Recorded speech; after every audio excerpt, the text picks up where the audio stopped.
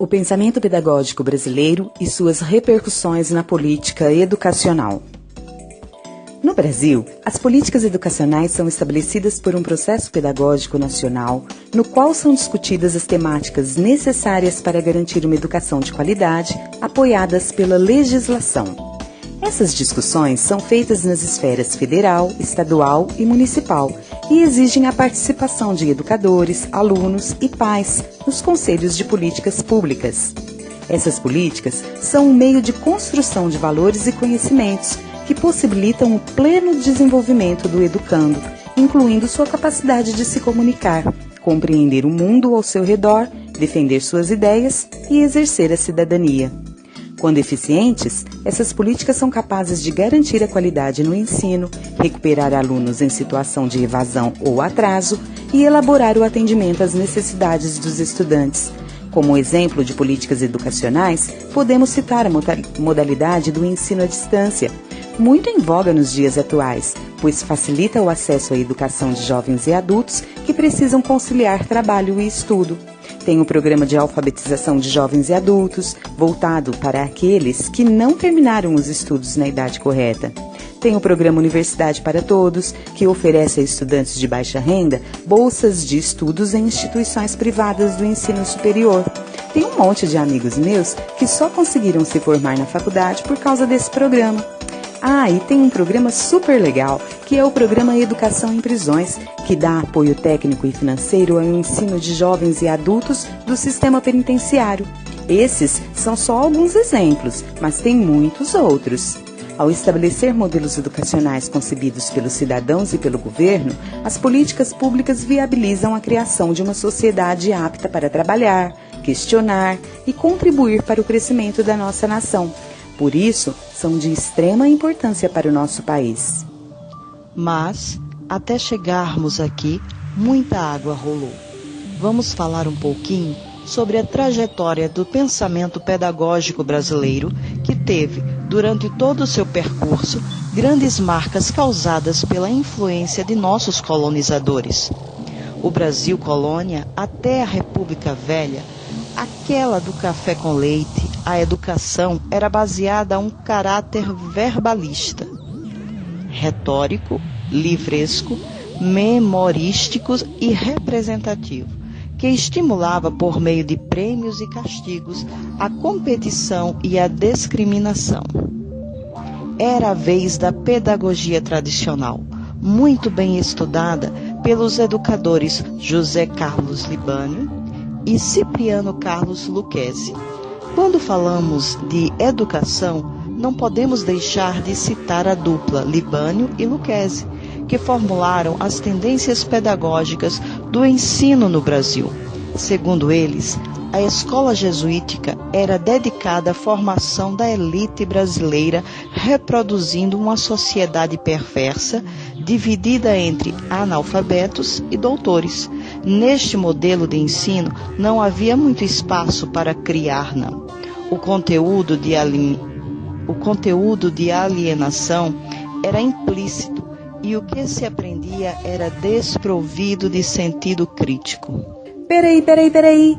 Mas eis que surge no comecinho do século XX uma figura que contribuiu muito para o pensamento pedagógico brasileiro, o educador Anísio Teixeira, considerado o principal idealizador das principais mudanças que marcaram na prática a educação brasileira.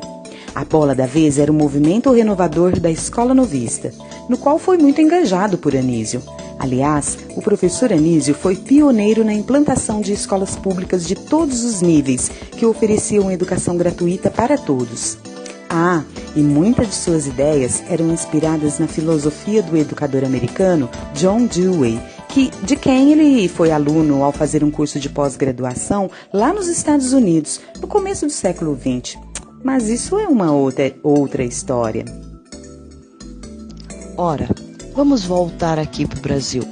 Anísio Teixeira lutava para que o professor fosse responsável pela aprendizagem. E eu digo luta porque era árduo o seu trabalho, viu? E ainda numa época de muita repressão.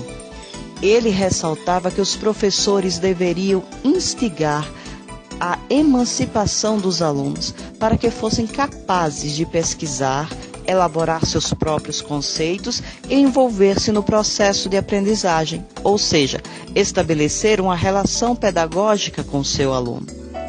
O país vivia sob os mandos do governo varguista, que muito perseguiu Anísio nesta época por causa de suas ideias contrárias às da pedagogia tradicional. Como tudo passa, foi-se o governo Vargas dando lugar ao governo militar.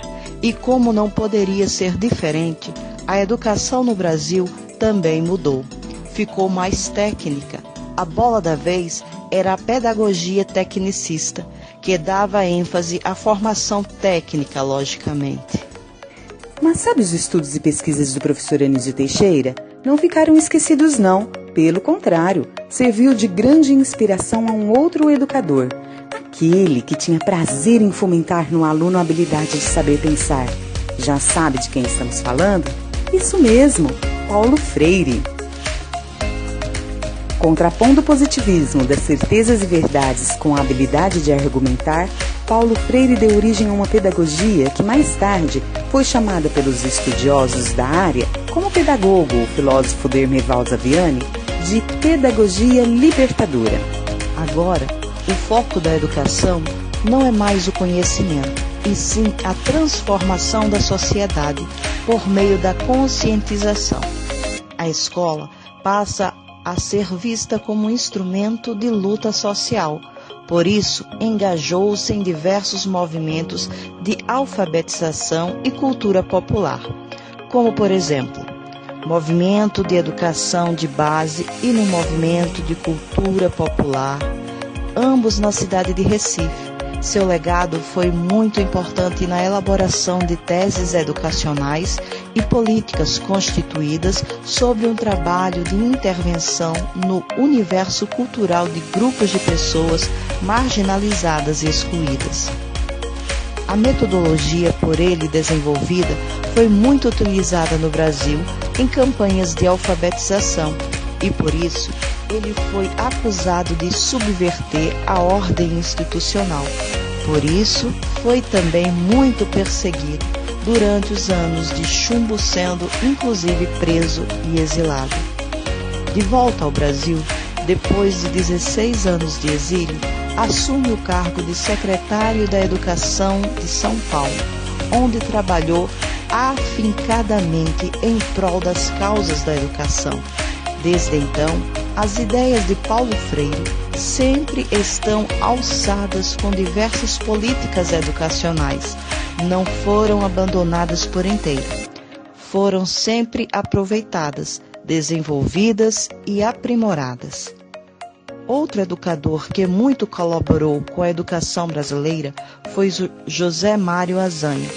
Foram mais de 60 anos dedicados à educação e uma de suas principais bandeiras foi a universalização do ensino, democratização da escola pública com participação do magistério nas decisões educacionais, gratuidade do ensino superior, entre outras. Suas ideias foram fomentadas e algumas delas, como a autonomia da escola pública laica e democrática, vinculando autonomia à função social da educação, acima das interferências transitórias, pessoais e partidárias. Foi lançada na nova LDB, acima de tudo, uma conquista. No fundo a gente sabe que o Brasil ainda está engatinhando na elaboração de seu processo educacional, mas a história nos mostra que já vivemos realidades piores e graças a educadores como Anísio Teixeira, o Paulo Freire, José Mário Azanha, entre muitos outros, a educação no Brasil vem evoluindo. É certo que essa evolução é como um trabalho de formiguinha, como sempre ressalta o nosso professor, mestre em educação, o José Faustino, um apaixonado pela educação. Ele sempre nos explica que a educação é a única maneira de ajudarmos as novas gerações. Então, mãos à obra!